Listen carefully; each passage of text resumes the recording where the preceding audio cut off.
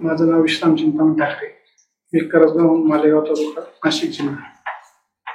गोरे सरांना माझा असा प्रश्न आहे की नवीन लागवड डाळिंबासाठी काय नियोजन पद्धत करावं लागेल सुरुवातीपासून? ओके, म्हणजे आता तुम्हाला डाळिंबाची नवीन लागवड करायची आहे, याच्या आधी तुमचं डाळिंब नाही आहे? होते केले हवं आम्ही विकून टाकले. तेलकट जास्त होता किंवा मर रोग पण होता? मर रोग नव्हता, केले हवं फक्त तेलकट होता. आणि त्याच्यामुळे तुम्ही तेल्या अभावी नाही म्हणायचं. तेल्या अभावी म्हणजे तेल्या नव्हता तेल्यामुळं आम्ही बागा उपटल्या होत्या. येते ना, क्लिअर झालं ना सगळ्यांना? हा, तर आता तुम्ही नवीन लागवड करायची आहे आणि एक मनामध्ये आपल्या भीती काय आहे की तेलकट येतोय. तेलकट आम्ही डोळ्यावर समोरून पाहिलेला आहे ना तो.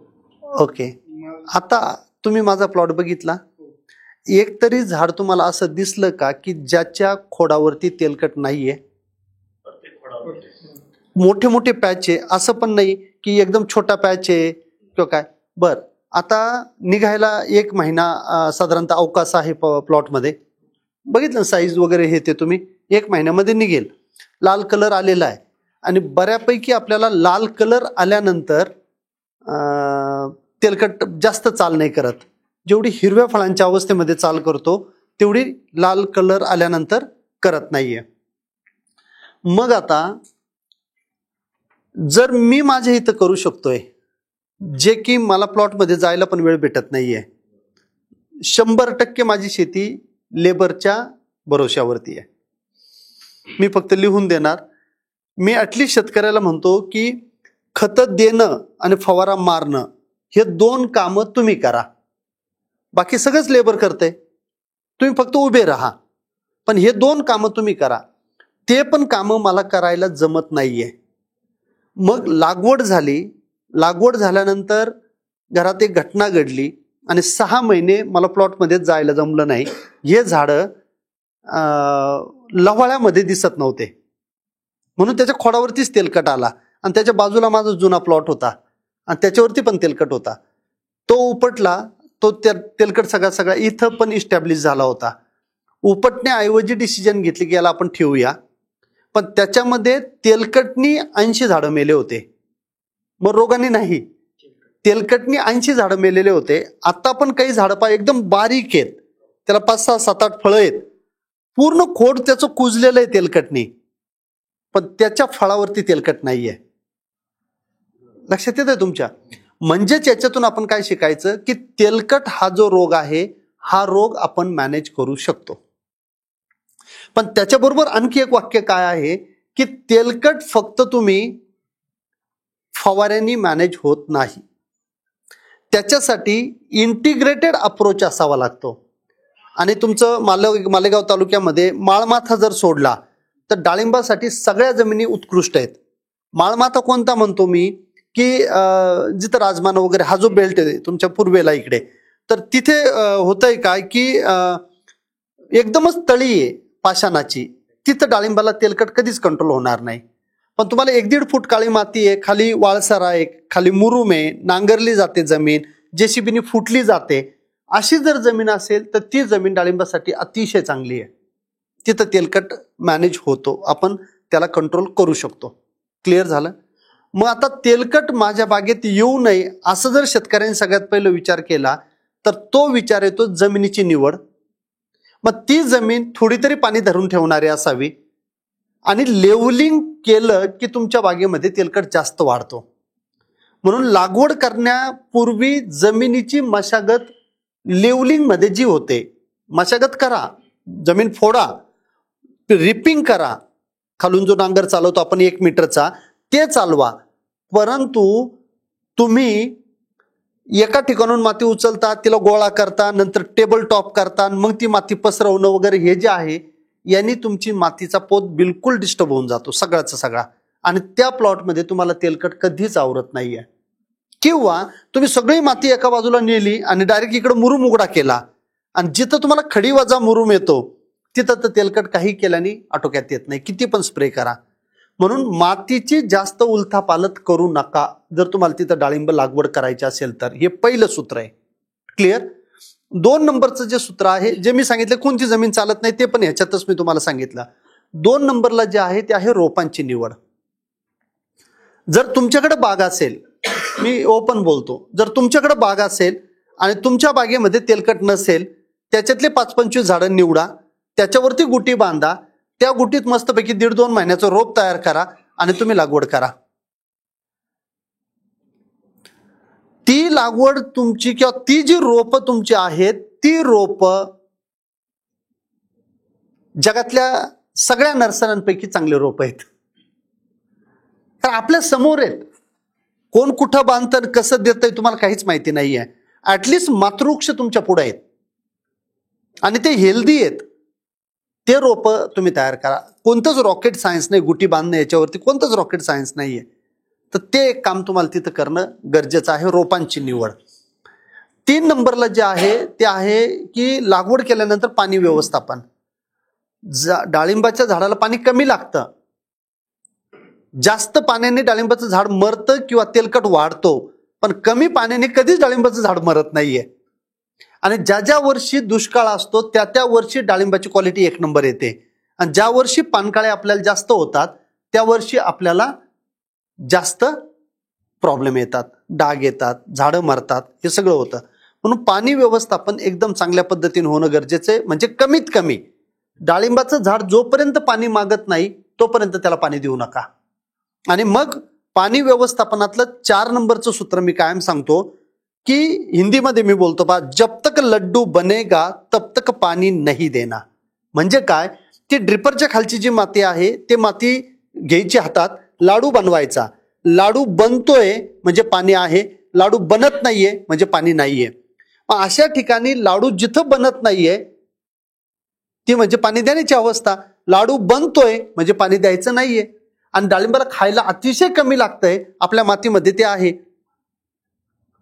कमीत कमी खायला द्या, जास्त केमिकल टाकू नका. हे तुम्हाला तिथं करणं गरजेचं आहे पाणी व्यवस्थापनामध्ये. त्याच्यानंतर तेलकट डाग कंट्रोल करायचा असेल तर संतुलित अन्नद्रव्य व्यवस्थापन होणं अतिशय गरजेचं आहे. आता संतुलित अन्नद्रव्य व्यवस्थापन म्हणजे काय, सगळे नेऊन एकत्र टाकणं का, नाही. मी बीटी गोरे यूट्यूब चॅनलला 51 मिनिटाचा एक व्हिडिओ आहे. तो व्हिडिओ वही पेन घ्यायचं, बसायचं आणि पूर्ण बघायचा. त्याच्यामध्ये ग्रुप ए काय, ग्रुप बी काय आणि ग्रुप सी काय हे तुम्हाला त्याच्यामध्ये एकदम चांगल्या पद्धतीने शिकायला मिळतं. मग सगळे अन्नद्रव्य आपल्या पिकाला पाहिजे, पण आतापर्यंत आपण काय केलं, DAP घेतली, मायक्रोन्यूट्रिएंट घेतले, एकत्र कालवले, नेऊन टाकले, सगळा साका तयार झाला आणि सगळं फुटलं तिथे. आणि ते अन्नद्रव्य काय आपल्या पिकाला उपलब्ध झाले नाही. मग मी ग्रुप ए मध्ये अवेना न्यूट्रीमिक्स 0050 आणि अमोनियम सल्फेट सांगितलं. ग्रुप बी मध्ये कॅल्शियम अधिक बोरॉन सांगितलं. आणि ग्रुप सी मध्ये फॉस्फेटिक फर्टिलायझर 1261 असेल किंवा 05234 असेल किंवा 134013 असेल, यातलं कोणतं तरी एक ग्रेड तुम्ही वापरायची आहे. आता अवेना न्यूट्रीमिक्स मधनं 7 न्यूट्रिएंट जाणार आहेत. पुन्हा तुम्ही 0050 घेतलं तर त्याच्यामधनं एक न्यूट्रिएंट जाणार आहे, पोटॅश अधिक सल्फर जाणारच आहे. आणि अमोनियम सल्फेट घेतलं तर नायट्रोजन जाणार आहे आणि सल्फेट पण जाणार आहे. हे सगळे ऍसिडिक पीएचचे आहेत. 7 अधिक 2 9 न्यूट्रिएंट तुमचे ग्रुप ए मधनं जातात, जे आठवड्याला एकदा द्या. त्याच्यात डिटेल बोललेलो आहे मी, तो व्हिडिओ बघा. त्याच्यानंतर ग्रुप बी मध्ये मग आता नायट्रेट नायट्रोजननी तेलकट डाग वाढतो की नाही वाढत आहे? 100% वाढतो. कॅल्शियम नायट्रेट दिलं, तेलकट वाढतोय. आणखी जर वातावरण ढगाळेल त्यावेळेस आपण जर नायट्रेट नायट्रोजन दिला तर आणखी वाढणार आहे. मग जेव्हा नायट्रेट नायट्रोजन द्यायचं नाही तेव्हा मॅग्नेशियम नायट्रेट असेल, कॅल्शियम नायट्रेट असेल, पोटॅशियम नायट्रेट म्हणजे 13045 ह्या ज्या ग्रेड आहेत यांचा वापर करू नका. मग अशा वेळेस डिलाइट ॲग्रोचं एक प्रोडक्ट येतं डेल्टा कॅल नावाने. डेल्टा कॅल हे ग्लुकोनेटेड फॉर्मचा कॅल्शियम आहे, जो तुम्ही जमिनीमधून देऊ शकता, फवारणीतून देऊ शकता. त्याच्यातून नायट्रेट नायट्रोजन वाढत नाहीये. त्याच्याबरोबर बोरॉन द्या आणि ते दोन्ही एकत्र दिल्यानंतर तुमच्या पिकामध्ये कॅल्शियम पण जाईल आणि बोरॉन पण जाईल.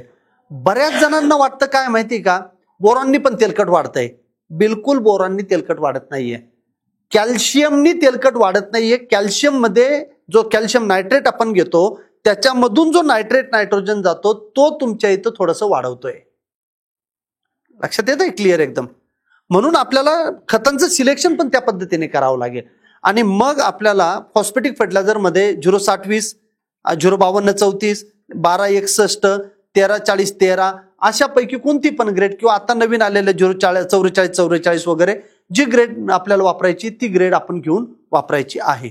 अशा पद्धतीने संतुलित अन्नद्रव्य व्यवस्थापन करा. त्याच्यासाठी तो 51 मिनिटाचा व्हिडिओ बघा. कागद पेन घ्या आणि हे फक्त डाळिंबासाठी वापरू नका, तर हे तुम्ही सगळ्या पिकांसाठी वापरा. एबीसी फॉर्म्युला जो मी देतो किंवा डी पण त्याच्यामध्ये दिला, एबीसीडी फॉर्म्युला दिलेला आहे की तुम्ही कॉटन केक स्लरी सगळ्यांनी वापरलेले असेल, साईजला कलरला शेवटी एकदम चांगलं काम करताय. किंवा ईएम मी वापरायला सांगतो, जीवामृत मी वापरायला सांगतो, किंवा अमावस्या आणि पौर्णिमेला फोस्टिन रिच आणि लान्सप्रो सॉइल मी वापरायला सांगतो. का तर जोपर्यंत तुम्ही जमीन तुमची बलवान करत नाहीये तोपर्यंत पीक बलवान होणार नाहीये. आणि जमीन बलवान दोनच गोष्टींनी होते, सेंद्रिय पदार्थ जमिनीमध्ये जास्त असले पाहिजे आणि त्याच्यावरती मायक्रो ऑर्गॅनिझमचा लोड जास्त असला पाहिजे, म्हणजे तुमची जमीन सुपीक आहे. आणि त्याने तुमची तर तेलकट येत नाहीये, कारण ते ऑर्गॅनिक मॅटर्स तुमची जमिनीला मॅनेज करते, तुमच्या पिकाला मॅनेज करते. इथपर्यंत क्लिअर झालं. मग येतं सगळ्यात शेवटी लाली पावडर. लाली पावडर म्हणजे काय की आता एखादा रोग येणार आहे, तो येऊ नये म्हणून काम करणं. एखादा रोग माझ्या बागेमध्ये आलेला आहे, तो आला की लगेच त्याला थांबवणं आणि तो पुढं वाढू नये त्याच्यासाठी काम करणं, त्याला आपण म्हणतो फवारणी. क्लिअर. पण पहिले जे सगळे मुद्दे मी तेलकटचे सांगितले ते सगळ्यात महत्वाचे, रोपापासून जमिनीपासून सगळे. आणि मग येऊ नये, जेव्हा जेव्हा वातावरण तेलकट डागाचं होईल तेव्हा तेव्हा तुम्हाला स्प्रेचं शेड्यूल घ्यावा लागेल. कारण तुम्ही तेलकट डाग डोळ्यांनी बघत नाही, तेलकट डागाचे लक्षणं तुम्ही डोळ्यांनी बघतायत आणि ते लक्षणं येण्यासाठी कमीत कमी 4 दिवस लागतात. 4 दिवसामध्ये त्याची एवढी जनता तयार होते आपल्या प्लॉटमध्ये की ती कंट्रोल करण्याच्या बाहेर निघून जाते.